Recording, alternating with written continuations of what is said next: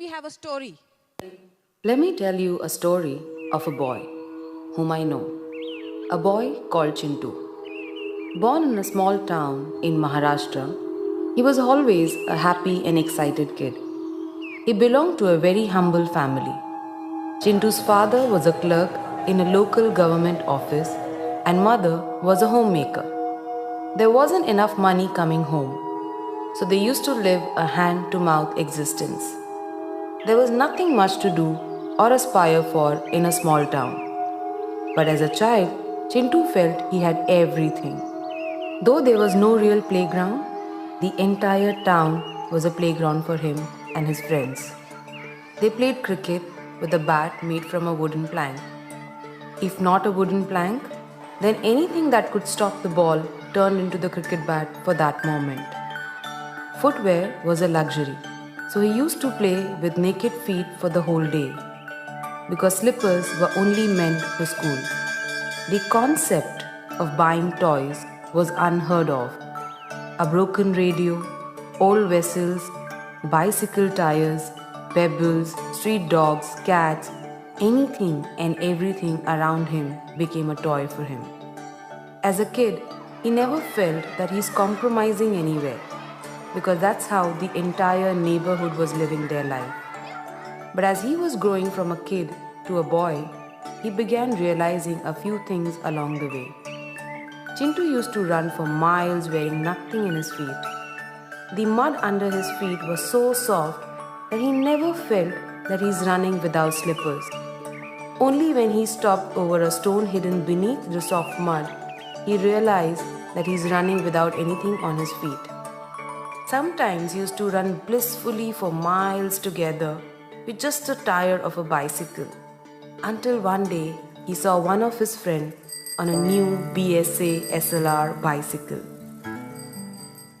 He only had imagined the taste of ice cream looking at those ads on their black and white TV set. One day, when he asked for it, he got an answer from his father that it was not good for his teeth. The answer convinced him that the ice cream was not made for him. Every year, one pair of shirt and a trouser would be stitched with the help of a local tailor, specially to be worn during festivals, until he saw his friend wearing a t-shirt with a He-Man printed on it. He wore a broken Bata slipper with a safety pin attached at the bottom binding the strap together, until one day at the PT session, he saw one of his school friends wearing a white canvas shoes. Every year, he had school books either passed from his cousin or the neighborhood kids. But his classmates always bought new books for the new school session. When his school shorts became a bit too tight or short, his mom used to open the backside of the trouser and remove the folds so that it became looser and longer to be worn for another year. But he used to find some of his classmates come in brand new uniforms. As he was growing from a kid to a boy, he started realizing many things. But Chintu could never ask for anything from his parents because he knew that his parents didn't have the means to provide him what he wanted. When Chintu turned 7, his grandfather gifted him a flute and also taught him how to play it. When his grandpa passed away, Chintu kept on practicing the flute all alone sitting by the lakeside. This was his favorite pastime. Most of the people were not even aware that Chintu could play the flute so well. It was 10th of August 1993 when the principal of the school wanted to select 10 kids to play the flute for the Independence Day celebration. This got Chintu very excited. This was his golden opportunity to pay a tribute to his grandfather. Chintu decided to invite his parents and surprise them through his performance on the school stage. Excited, Chintu ran to the principal's room and told him that he wanted to participate. The principal replied, "Okay, Chintu, come tomorrow for rehearsal and bring 22 rupees with you to buy a steel flute so that everyone's flute would look the same." Chintu had an old wooden flute for many years. For him, a wooden flute or a steel one was all the same. He never knew the difference until this day. but asking for 22 rupees from his father to buy a new flute was totally out of question. And at that very moment, Chintu knew that he cannot participate for the 15th August celebration. Chintu never bothered to even ask for 22 rupees from his father because he knew that spending 22 rupees on a flute was a luxury that wasn't made for him. He realized that he needed to be realistic always and stay within his limits. He could enjoy life to fullest while staying within his limits. That's all he knew. But that day something special happened and a dream was born. A dream to live a better life. A dream that Chintu wasn't really even aware of until now. But Chintu realized that if 22 rupees can kill his dream, then the same 22 rupees could also help him achieve it. That steel flute made him think over and over again. He ran to his father, hugged him and told him, "Papa, मुझे life में बड़ा बनना है." His father replied, "Beta, मुझे वो दिन देखना है." From that day, Chintu was not the same Chintu anymore. He started observing more whenever he went around his town. While walking, he used to observe the slippers he was wearing and what the other kids were wearing. He used to observe the bat that he was playing with and the rest of the kids were playing with, a shirt he was wearing and other kids were wearing. This is where he realized the difference between a wooden flute and a steel flute. As time passed, Chintu got a new hobby of collecting posters of sports bike and a sports car from old magazines and pasting them on his wall. One day while flipping a magazine, Chintu also found images of a steel flute and he pasted that on his wall. While staring at those posters, he grew into an adult. Slowly the posters started fading away. The colors became duller and the images started fading. As the years passed by, those posters got buried under the exam schedules, important notes, and catalogues of various MBA universities. The posters of a red Ferrari and a steel flute kept peeping between many catalogues that lay scattered. By now, many of his old friends started leaving the small town for post-graduation in various parts of the country.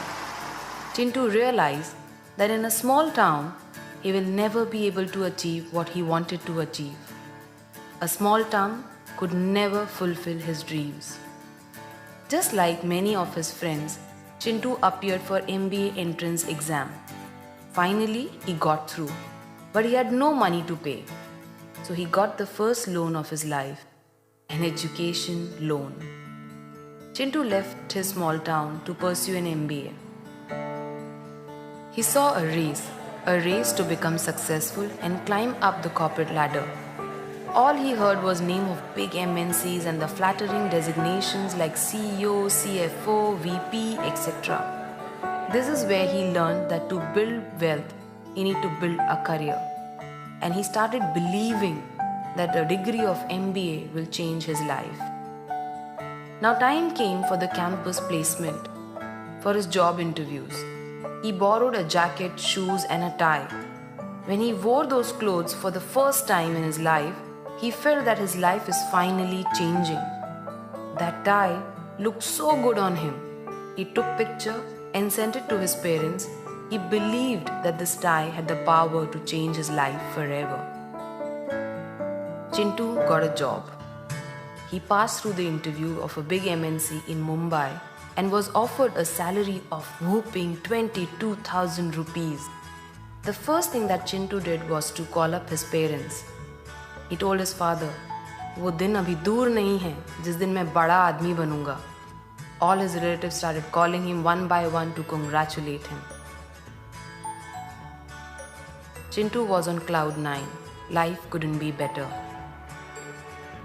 Chintu remembered his childhood where he couldn't afford the steel flute. He thanked that day because it had pushed him to do something about his life.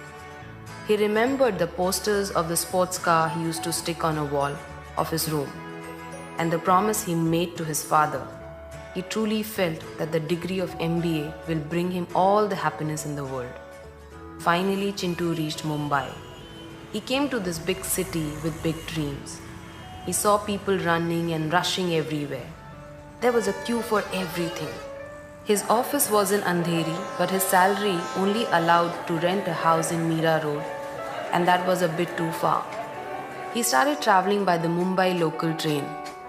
He realizes that it was not easy to manage life in Mumbai. The job started. After the first salary of 22,000 rupees, Chintu withdrew the full salary of 22,000 rupees just to hold and feel those notes. For the first time, he was holding such a big amount in his hand. He remembered the day he couldn't afford a flute of 22 rupees, and today he had 22,000 rupees in his hand. He felt that he had arrived in life. From this day onwards, he felt that he had made it. He had ticked his dream to become big in life, and he got into comfort zone. The poverty of aspiration is what keeps people poor. It was his first weekend in Mumbai after holding the salary in his hand. For the first time, he entered an AC restaurant and bought a grocery from a supermarket. Finally, Chintu stepped into the mall and saw few brand names which he had always heard from MBA friends. He picked up 2 new shirts, ties, and trousers. He bought himself new shoes. Now Chintu could afford an auto rickshaw to roam around the city and to go to the office. When he came back home after shopping, he sat down on the sofa and cried a lot. The leather shoes were much better than Bata slippers. Auto rickshaw was definitely better than a bicycle. Having a ceiling fan in the room was better than having no fan. Shopping with trolley in the supermarket was better than Lalaji ki dukaan. Chintu called his parents and told them, "Life is much better in Mumbai. Even atta is branded here. We don't have to go to Atta Chakki." A few years later, Chintu got married. Looking at Chintu getting more responsible, his parents got him married to a girl from their native place. Newly married life in Mumbai was blissful. The initial few days were all about going to movies, eating in restaurants, etc. But when the 15th day of the month came, Chintu realized that his pocket was empty and the salary was over in the blink of an eye. This is where he decided to spend wisely. Chintu never realized that he is short of money because 22,000 rupees salary had given him a life that was much better than the small town he came from. So he never felt that he was earning less. He felt it was useless to spend. To go out during weekends, they preferred a train because it was relatively empty on weekends. Instead of spending money on the auto rickshaw, eating peanuts and walking till the train station was considered fun. Getting down at Lower Parel, going to the biggest mall, only to take pictures next to the branded shops, then uploading them on FB, and getting maximum friends to like them was a different level of high. His friends used to comment, "Chintu, ab tu bada aadmi ho gaya yaar." And while reading those comments, Chintu felt he has finally reached where he wanted to in life. He used to wait for brands to go on sale. Then only he would enter inside the shop with his wife. He started making fun of those people who entered in the shop when there was no sale, making it look like a complete waste of money. Whenever his wife would show him a bike, he would say, "It's not safe to drive in Mumbai." When his wife would show him a car, he would say, "Why waste so much petrol? Only for 2 of us?" A different level of arrogance was slowly creeping within him. He called himself street smart than poor. He started giving advice to people on how it was plain stupid to spend money. He said, "Even if I had that money, I will not spend it on luxury," he declared. "Apne itne bade sapne thodi na hai," was his usual answer. A different level of poverty was growing in his head, which he never realized. Instead of growing his income beyond 22,000 rupees, Chintu was more focused on how to save and where to cut corners. After a few years, after living for a couple of years in Mumbai, Chintu managed to get a bank loan and bought his own house. Soon he was blessed with a very bright son. When he turned 6, Chintu had taught him how to play a flute. Chintu gave him the same wooden flute which he played as a kid. And when he gave the flute to his son, he told him, "This wooden flute pushed me to come out of the small town and achieve all my dreams." Chintu never realized that he has still not made it in life. One day, Chintu dropped his son to school, and as he was late for work, he reached the railway station. He saw the train approaching the platform from the opposite side. Chintu knew that if he misses this train, then his boss will see him walking late to work, and that might become his excuse for not giving him an increment. All these thoughts were playing in Chintu's mind. As the train entered into the platform, he crossed over the railway tracks to get inside through a shortcut. But by then, the train was extremely close to him. And after that, all he could feel was that he was thrown and he blacked out. Chintu didn't feel anything and he felt as if he's getting uplifted. Slowly he realized he's walking, but he couldn't feel his body anymore. He couldn't see anyone around him. All he could feel was a foggy atmosphere, with no one to hear him. He screamed again for help. He screamed and called his wife, his son, his father, his mother, but there was nobody to hear him. And finally, as the fog cleared, he found himself walking on a lonely path towards a ferry. Yes, it was a ferry for real. He ran towards the ferry to ask what was happening to him. But ferry was quiet. Chintu saw tears in her eyes. He realized that something had gone wrong. But still, like an angel, she became Chintu's guiding star in that moment of darkness. She guided him to his house. Immediately he ran into the lane, but strangely he couldn't feel his feet. The ferry was behind him all the time, flying and following him. He started running towards his house and reached the doorstep. He was shocked to see what has happened. His wife and kid and his parents were howling and crying out loud in front of his photo. His relatives, neighbors were all around crying with him. When he tried to touch his son and his father, they couldn't feel anything. That's when Chintu realized that he was dead. He was no more. He had left the world already. He looked at the ferry and pleaded to her, "Can you help me meet my family again?" The ferry went silent. His dad and mom couldn't handle the trauma. All of a sudden, his father suffered a heart attack. Chintu ran to save his father, but he couldn't hold his father. People rushed and took him to the nearest hospital. Chintu ran to hospital. He saw the doctors were not willing to admit his father because his father didn't have an insurance and enough money to pay. People rushed towards the government hospital, but on the way, his father passed away. Chintu ran to his father and screamed out loud. He tried to hold his father, but he couldn't feel anything. Seeing Chintu crying, the fairy finally spoke. "Chintu, if you're born poor, it's okay. But if you die poor, then..." Chintu and the fairy went back home together. His wife was holding her head and crying. The next day, the doorbell rang. Few officers from the bank had come to collect the house installment. Chintu's wife looked into the bank account and she had hardly some money left. Chintu's salary of that month had not been credited. The bank officers gave her only 1 week to empty the apartment. Chintu saw this happening in front of him. Chintu felt helpless and tears rolled down his eyes. His belief in his job and monthly salary had costed him his life and his family's life too. He saw overnight how his wife had to relocate to the nearest chawl.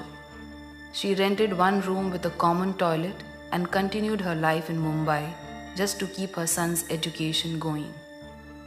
Next day, she visited the bank and claimed Chintu's bank account and found there's hardly some money left in his bank. that money was not even enough to pay her son's education in a city like Mumbai. Then his wife decided to take up a job. But with her monthly salary of 5,000, she could pay only the rent of the house and the monthly grocery. She couldn't afford to pay the school fees. Eventually, Chintu's son was removed from the school for not paying his fees on time. That was the darkest day for Chintu. He remembered his wife's word, "Chintu, our bank balance is hand to mouth. We have still not earned enough money for ourselves." Chintu realized for the first time why earning money was so important, but it was too late. Chintu opened a wooden shelf in his house, touched the wooden flute, and told the fairy, "I wish I wouldn't have stopped dreaming." Now Chintu's wife and her son had to move back to the same house where Chintu was born and spend his entire childhood. His wife got her son admitted in the same school where Chintu had studied. Chintu saw his son going back to the same school and living the same life which he had lived years ago. He saw his son running around the same lake, the same lanes, and the same small town. He realized that his job had not taken him too far. It has in fact brought him back to square one. Chintu's son used to play the flute in his spare time. Sitting by the lake in the memory of his father, Chintu sat beside him and watched him play while tears rolled down his eyes. But he was completely helpless. While Chintu was sitting by the lake, the fairy appeared. She told Chintu, "Sometimes people spend years and travel thousands of miles thinking they are working very hard. And they feel they have done enough for their families. But they are actually running only in circles and often realizes it when it is too late." One day, Chintu's son was playing the flute sitting on the steps of the school premises. His teacher, who was passing by, noticed him. He told him, "You play the flute so well. Why don't you participate in the 15th August celebration?" Chintu's son was very excited to hear this. But then the teacher said, "The flute you have is very old. Get a new steel flute or bring 200 rupees. I'll buy you a new one." After listening to his teacher, Chintu's son realized that 200 rupees was a big amount for his mother. He was not willing to burden his mother in a situation where she is helpless. All the while, Chintu was watching this whole incident. Chintu's son ran home, hugged his mother and cried a lot. He told his mother, "Mummy, मुझे life में बड़ा बनना है." Even his mother told him only one thing, "बेटा, मुझे वो दिन देखना है." Life had taken full circle. Chintu realized that he was only one step away from going back the same point where he had started his journey. Chintu screamed out loud, but there was no one to hear him except a fairy. The fairy went to Chintu and told him, "Chintu, you have realized that there is a big difference between owning a wooden flute and a steel flute. There is a difference between living in a house in Mumbai and owning a good house in Mumbai. There is a difference between driving a car and driving a luxury car. The difference is either you have control over life or let life and situation control you." Saying this, the fairy held Chintu's hand and placed a steel flute and told Chintu, "It's time to wake up." As soon as Chintu touched the steel flute, all of a sudden he could now feel his body. He could hear noise around him. From the noise, he heard someone calling him, "Papa, Papa, wake up. Papa, Papa, utho na." Chintu could recognize that it was his son's voice. He opened his eyes and found himself in a hospital. He realized that he was actually alive. He had fainted with the shock of a train coming close to him. Chintu got his life back, but he had woken up for life.